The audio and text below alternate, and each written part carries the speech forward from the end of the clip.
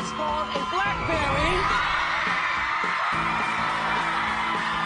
It sends and receives email messages. It is also a cell phone. That was Oprah announcing the launch of the BlackBerry phone in 2002.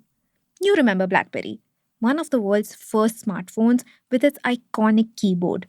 In the early 2000s, BlackBerry was dominating the smartphone market. Business professionals everywhere couldn't get enough of the world's smallest email terminal, which is exactly what made BlackBerry innovative at the time. It made it possible to send and receive emails from the palm of your hand instead of from a bulky, boxy computer. And once it launched its BlackBerry messaging service, its popularity skyrocketed. BlackBerry users could now connect with each other instantly and without limit. At the height of its success, BlackBerry made up nearly 45% of the cell phone market. It was more than just a cell phone, it was a status symbol. And it soon picked up the name Crackberry because, well, people were basically addicted to it. But then 2007 came, and with it, Apple with its shiny touchscreen iPhone. It made one of BlackBerry's standout features, its keyboard, completely redundant. It basically signed BlackBerry's death warrant. Now, BlackBerry did try to put out its own touchscreen version, but it couldn't quite capture the same magic as Apple. And once other more affordable touchscreen smartphones started coming out, BlackBerry quietly faded away and everyone forgot about it. That is, until now. You see, BlackBerry, the name thought to have disappeared from the world's innovation map, is quietly scripting a comeback. At the heart of this revival is QNX, the company's microkernel based software that powers everything in software defined cars, from infotainment and navigation to assisted braking and battery monitoring. Microkernel based software, by the way, is basically just an operating system where only the basics run at the core, like memory and task management. Everything else, like drivers and files, runs outside it and only communicates with the core when necessary. Okay, so back to QNX. Today, QNX runs in vehicles made by all top 10 global automakers, 24 of the top 25 EV makers, and 9 of the top 10 medical equipment manufacturers. To put it simply, the same BlackBerry that once powered 70 million BBM users now runs the brains of over 250 million vehicles worldwide. And its current nerve center, India. And here's where comes the paradox. You know that India is home to some of the world's finest IT talent. In fact, domestic giants like TCS, Wipro, and Tata Elxsi have thrived as global integrators. But none of them have been able to create a foundational software quite like QNX. So, with over 30 new EV models expected by 2027, the real contest in mobility might not be over design or batteries, but over software and who controls it. Welcome to Daybreak, a business podcast from The Ken. I'm your host Rachel Verghese, and every day of the week, my co-host Snigdha Sharma and I will bring you one news story that is worth understanding and worth your time. Today is Thursday, the 6th of November.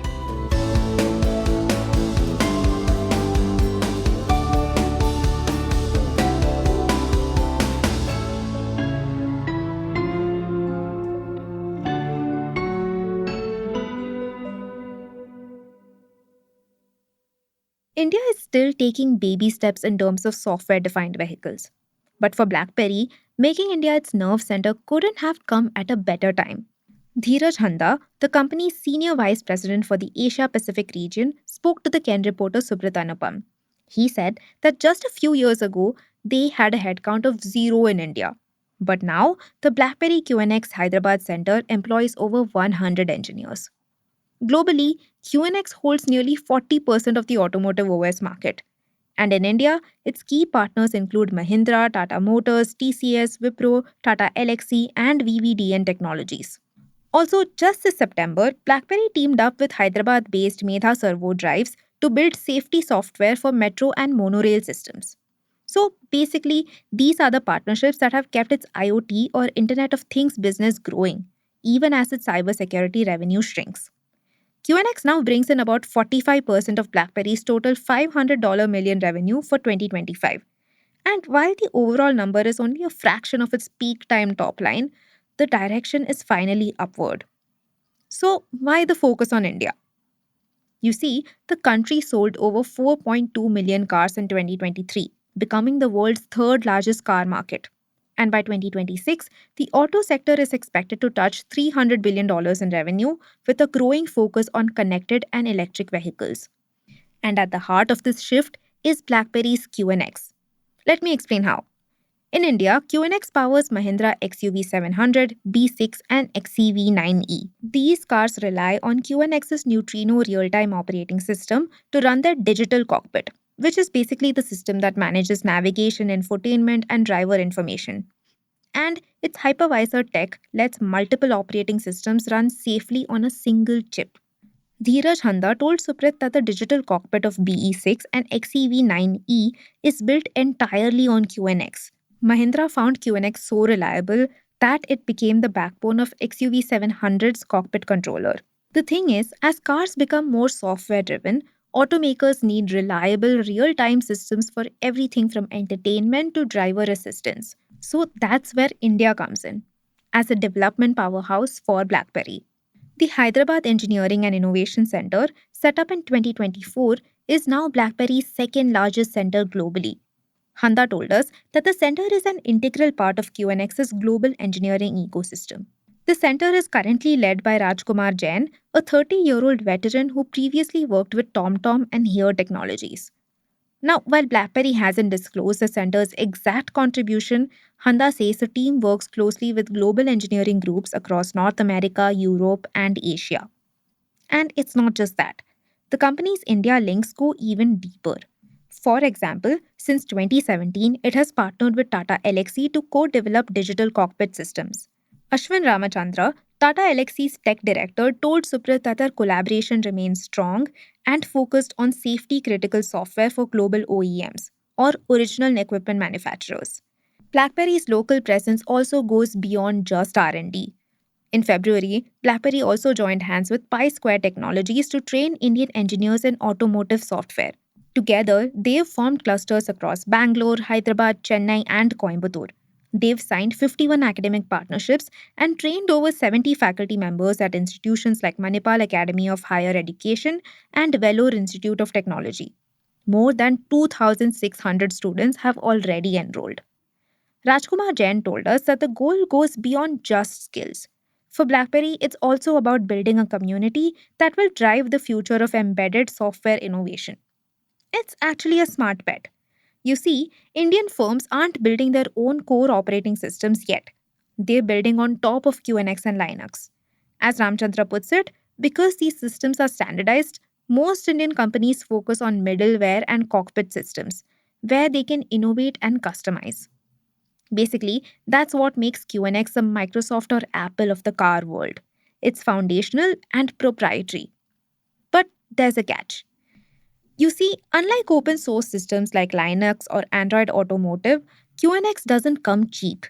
And that is definitely going to be a challenge in India's price sensitive market. More on this in the next segment. It's almost like cars today take more than rocket science to run. Ravi Bhatia, the president of Jato Dynamics, an automotive research firm, told Suprit that cars are now more sophisticated than airplanes. For example, a Boeing runs on about 7 million lines of code. But modern cars use far more than that. It needs to manage infotainment, driver assistance, power, connectivity, and even communication with the grid. Take Tata's Harrier EV, for example. Anand Kulkarni, the chief product officer at Tata Motors, said that its Tidal platform runs on 500 million lines of code. And the software behind all that complexity, QNX, rarely ever fails. Ravi Bhatia said that in all his years, he couldn't recall a single reported QNX system failure. That reliability is exactly why automakers trust it for their core systems. But building software like this from scratch isn't easy. A partner at Deloitte shared an example. He said that even Apple, after spending over $10 billion on its autonomous car experiment called Project Titan, shut it down last year. Also, Volkswagen's software arm, Carriade, spent more than $12 billion and hired 6,000 developers, only to face years of delays and nearly $9 billion in losses. By 2029, Carriade will shut down entirely.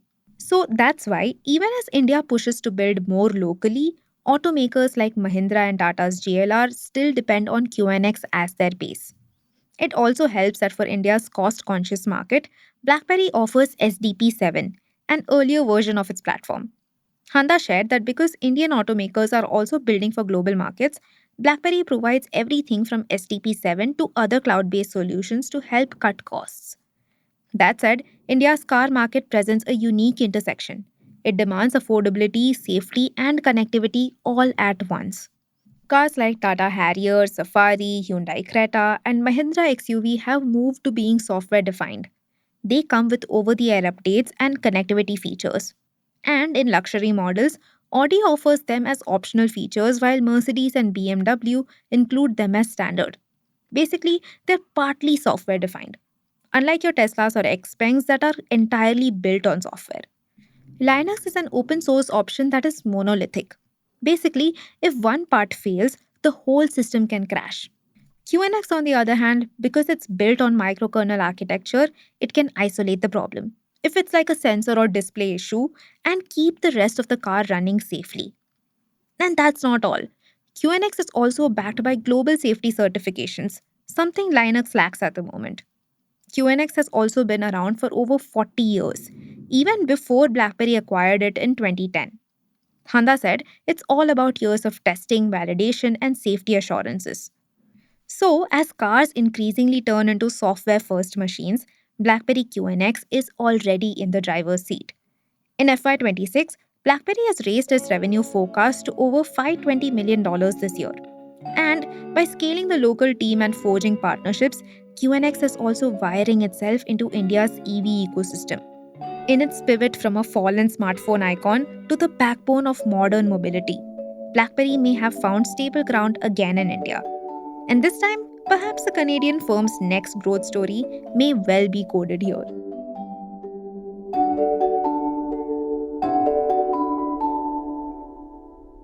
Daybreak is produced from the newsroom of the Ken, India's first subscriber-focused business news platform. What you're listening to is just a small sample of our subscriber-only offerings. A full subscription offers daily long-form feature stories, newsletters, and a whole bunch of premium podcasts. To subscribe, head to theken.com and click on the red subscribe button on the top of the Ken website. Today's episode was hosted and produced by my colleague Rachel Varghese and edited by Rajiv Sien.